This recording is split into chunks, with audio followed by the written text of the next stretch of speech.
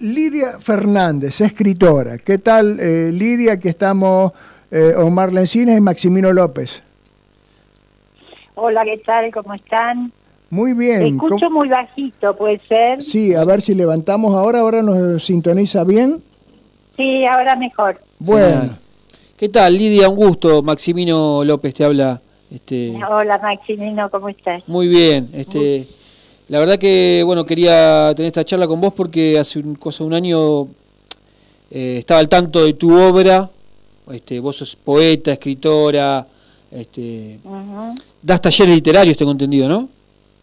Sí, casualmente recién, hace un ratito terminé uno. Ah, qué bien. Y quería comentar un poco sobre un libro que en su momento me impactó mucho y me gustó, y después, bueno, más allá de los otros que tenés de poesía, ¿no? Crepitaciones, El cielo Ajá. indiviso, pero el libro Verde Ruanda, Roja Herida, yo la tengo por la editorial Zoe, ¿puede ser? Sí, exactamente, sí, es un libro que ya tiene sus años, ¿no?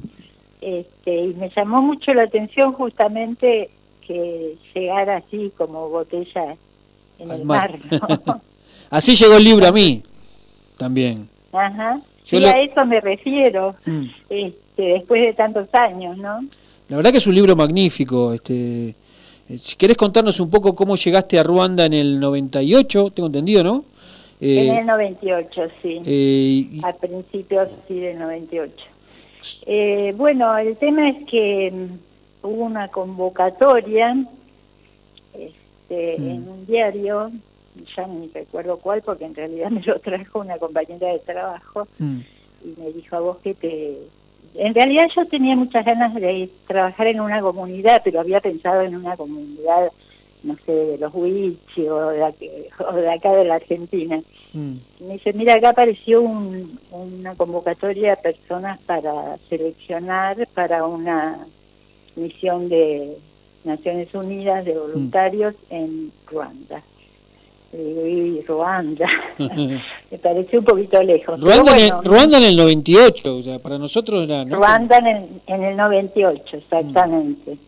En realidad fue antes, eso apareció un año antes, porque tuvimos un año de entrevistas, de selección de personas, o sea, quedamos al final 4 personas seleccionadas para distintas profesiones, digamos. Yo en la parte de trabajo social había un sociólogo y 2 arquitectos, porque el proyecto era un proyecto de vivienda. Y bueno, pasó un año entre entrevistas, adiestramientos de todo tipo, qué sé yo, manejar 4x4, sí, 4x4 en terrenos irregulares, porque allá todavía estaba muy precarias ciertas cosas. Bueno, primeros auxilios, todo lo que se supone que tiene que saber alguien que va de voluntario a un lugar así. Sí, serían los cascos blancos, ¿no? De los cascos blancos, exactamente, que yo no tenía mucho conocimiento de sus actividades, y en realidad fueron pocas de este tipo. Los que tienen actualidad siempre por ahí son los cascos azules, que ya dependen de una cuestión del ejército, ¿no? Y bueno, nada, me gustó el proyecto que había planificado, porque era un proyecto participativo, o sea, uno tenía que ir a formar comunidades para formar barrios, ¿no? Hacer un barrio modelo y que luego eso se replicara. Por la falta de viviendas que había en ese momento en Ruanda después del genocidio, que fue en el 94, y la gente salió hacia los países limítrofes, y después que se calmó todo, había empezado a volver y no encontraban su vivienda, estaba ocupada o no estaba más, y bueno, hubo muchos problemas, ¿no? Con eso, porque también se habían destruido materiales, se había destruido archivos, se había destruido todo en el genocidio, ¿no? Sí, eso lo contás en el libro, que ibas a la biblioteca y estaba como, como si quisieran taparlo, ¿no?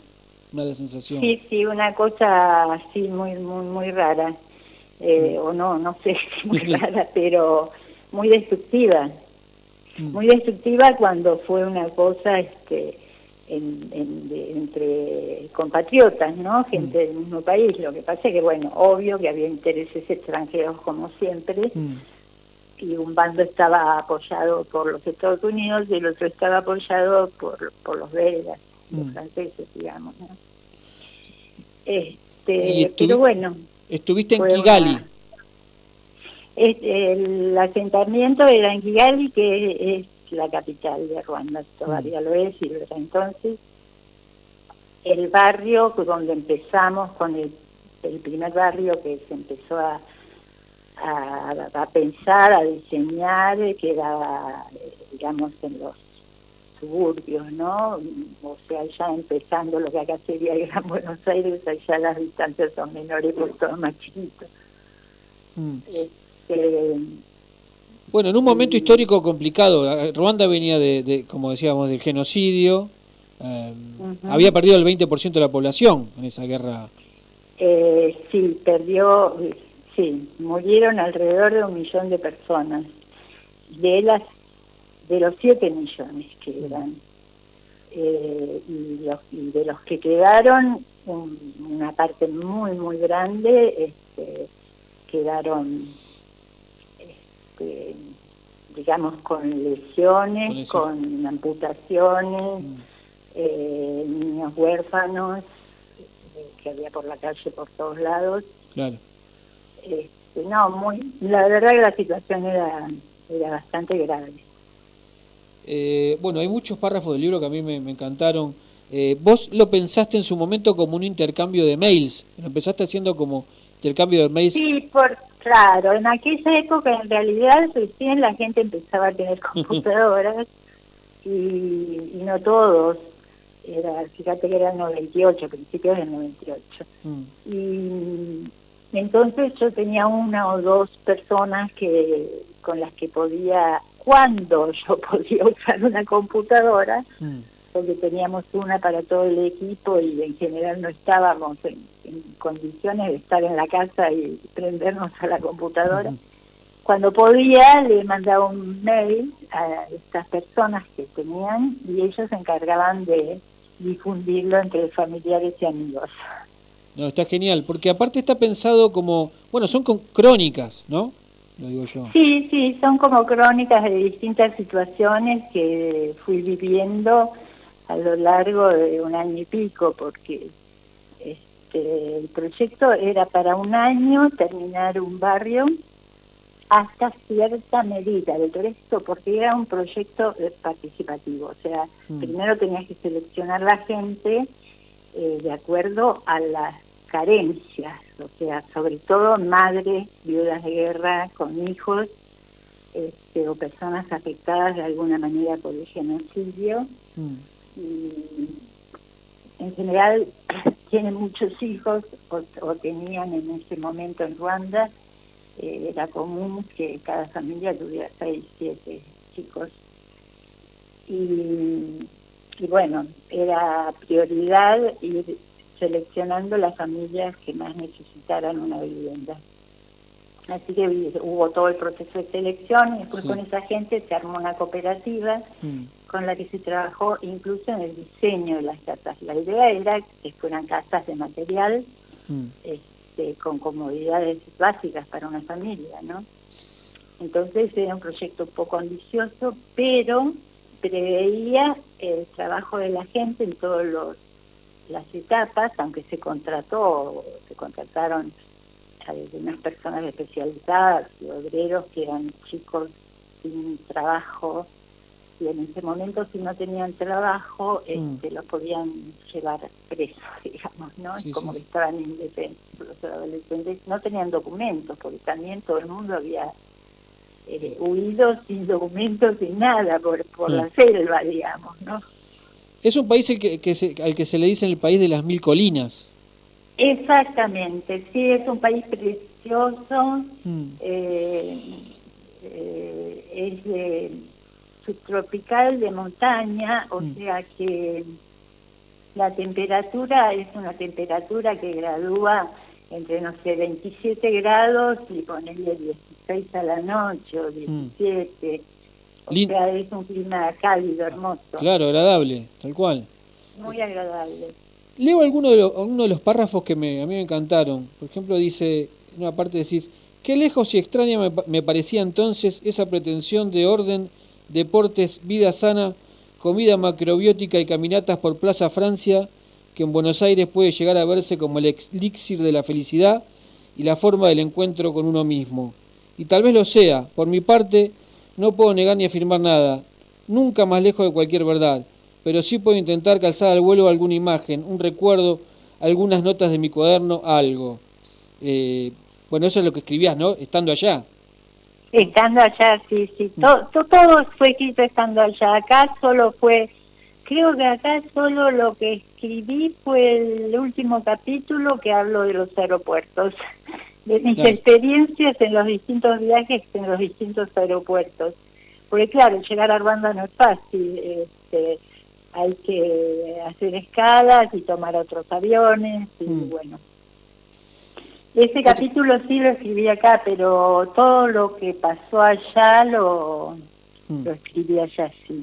Sí, sí. Después dice, al mirar... Y bueno, también la parte histórica que agregó al final todo sí. eso, bueno, eso también lo escribí acá, pero sobre allá de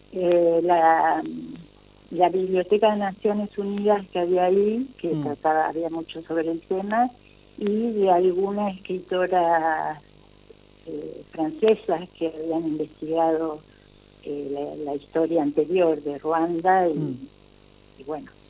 Sí, sí, ahí contás bastante. Que te cruzás con gente de España, en el club americano.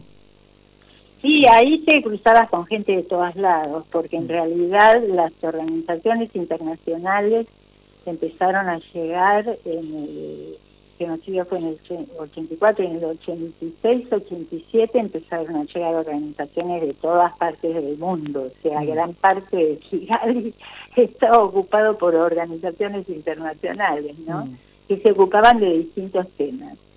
Que habían hecho algunos proyectos de vivienda, pero eran viviendas bastante precarias, o en lugares muy alejados donde no había transporte, no había luz, como que no, la gente no fue.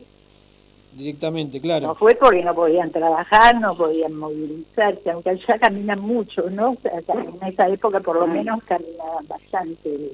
Vos veías gente siempre caminando alrededor de los caminos, al costado. Sí, sí, eso lo contás muy bien en el libro.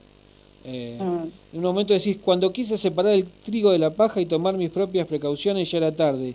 Me había enamorado de Kigali, Ruanda, su sufrida gente y su historia. Sí. Eso fue... Sí, así es, porque al principio las Naciones Unidas se pintaban un cuadro espantoso, ¿no?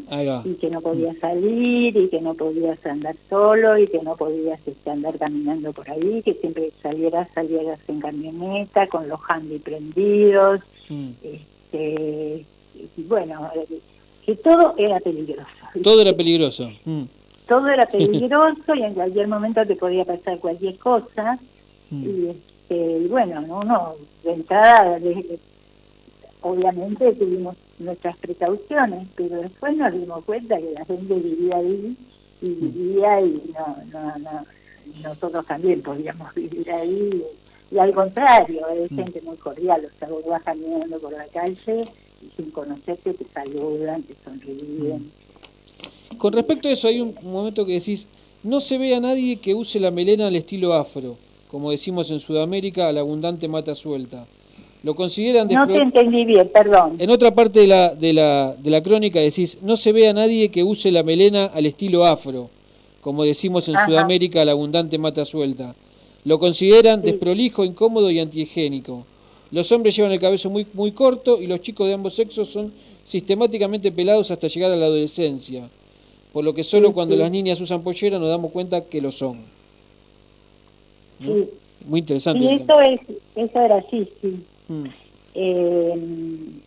Tal vez en las clases, en los grupos, porque ponerle las clases más acomodadas económicamente, o sea, los funcionarios de gobierno y todo esto, ese sector, por ahí las nenas algunas tenían el pelo un poquito más largo, pero en el resto de Ruanda los niños pelados. Era una especie de medida higiénica también, ¿no? Claro, tal cual. Hay que cuidar el pelito a los nenes que tienen mota. Claro, porque aparte lo decís en el libro, lo decís un par de veces, ¿no? Que no es la imagen que teníamos acá de lo que era África, ¿no? De la mata esa de pelo. Cuando llegaste No, ahí... no. No, la mayoría de las mujeres usaban turbantes. Turbantes con telas africanas muy coloridas, muy bonitas, que se venden allá. Y con los que se hacen también los vestidos. Y usaban turbantes combinados con su vestido típico, ¿no? Y las que, digamos, ya estaban en un estatus social un poco más alto, eran empleadas administrativas en el gobierno, estaban peinados, pero peinados muy especiales, todo con trencitas pegadas a la cabeza, arabescos, era todo una obra de arte, sus peinados. Tal cual. Y la verdad que este libro de crónicas, bueno, yo lo descubrí, como te dije, revolviendo y me llamó la atención, bueno, la profundidad poética que le impregnás al libro. No es un típico informe, sino que vos le vas contando con tu estilo, con la visión de una Argentina, ¿no? Muy auténtica, ¿no? Que es también un poco la visión de todos que teníamos en ese momento de lo que era... lo transmitís muy bien, ¿no? En realidad me impactó tanto el lugar que no era imposible no sensibilizarse y no ver dentro de todo el horror de lo que había pasado la belleza de lo que había ahí, ¿no? De su gente, era inimaginable poner eso al lado del genocidio. Claro. Porque el genocidio fue muy brutal y bueno, pero lo veías también porque los chicos, por ejemplo, la cantidad de chicos huérfanos que armaban ranchadas y dormían en la calle o en acequias o en lugares así, estaba también, y estaban con sus heridas de guerra, digamos, con cicatrices en la cabeza o sin una mano, y eso también se veía, pero la amabilidad de la gente en general era maravillosa, ¿no? Sí. Yo pensé que por ahí iban a tener más rechazo hacia los blancos, y hacia algunos los tenían, pero no hacia los sudamericanos, muy curioso eso, ¿no? ¿Y quizá por Maradona también? No, en esa época. Pero Maradona, hablaban de Maradona, y lo más extraño que me ocurrió es estar con mi compañera del área social, porque éramos 3 en el área social y 4 con los técnicos, porque el proyecto incluía nosotros, unos 4 profesionales que fuimos, que en realidad uno se volvió enseguida, y complementarlo con profesionales de Ruanda. Y todo su diseño era un proyecto participativo, que fue lo más interesante del proyecto. Entonces trabajábamos con compañeros ruandeses. Y bueno, no sé a dónde iba, pero participó en esto. Está muy bien. La verdad que el libro, no sé si te lo compararon alguna vez, yo lo puedo comparar. Digo que por momentos, no sé si te resultará que estoy exagerando, tiene mucho del libro Memorias de África, de Isaac Dinesen. ¿De Memorias? De África Mía, el del libro de Isaac Dinesen. Ah, sí, inclusive estuvimos en Kenia. En la finca de Karen Blixen. Tuvo varios nombres, sí. Ella, porque escribió con varios nombres, pero uno la recuerda más por la película, claro, ¿no? De África Mía. Sí, es cierto. Sí, en realidad yo cuando fui ahí a la finca me parecía estar dentro de la película, ¿no? Tal cual. Bueno, tu libro tiene mucho de eso y a la vez es más realista, ¿no? Como que te golpean en determinados momentos. La verdad que me hubiera gustado, no sé cómo le fue en su momento al libro, vos me dirás. Me parece, yo lo encontré como dicen los chicos, una editorial random, como eso es una gran editorial.